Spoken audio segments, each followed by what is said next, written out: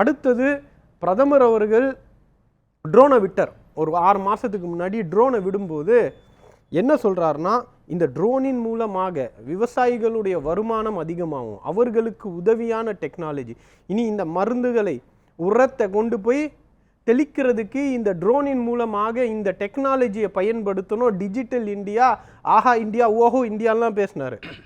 ஆனால் அதே ட்ரோனை வச்சுக்கிட்டு இன்னைக்கு விவசாயிகள் மீது கண்ணீர் புகை குண்டுகளை வீசிச்சுக்கிட்டு இருக்கீங்க.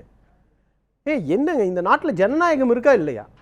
இந்தியா அகேன்ஸ்ட் கரப்ஷன், அரவிந்த் கெஜ்ரிவாலுடைய போராட்டம், அண்ணா ஹசாரே அவர்களுடைய போராட்டம், அந்த போராட்டத்துக்கு டெல்லியில் மாநிலத்தில் ஆண்டுட்டு இருந்ததும் காங்கிரஸ் அரசாங்கம், மத்தியில் ஆண்டுகிட்டு இருந்ததும் யூபி அரசாங்கம். ஆனால் அவர்கள் கேட்ட டெல்லியில் இடத்துல போராட்டத்துக்கு அனுமதி கொடுத்தாங்க. ராம்லைலா மைதான்ல, ஜந்தர் மந்தர், ராம்லைலா எல்லா இடத்துலையும். ஆனால் இன்னைக்கு நீ டெல்லிக்கே வராதன்றான்.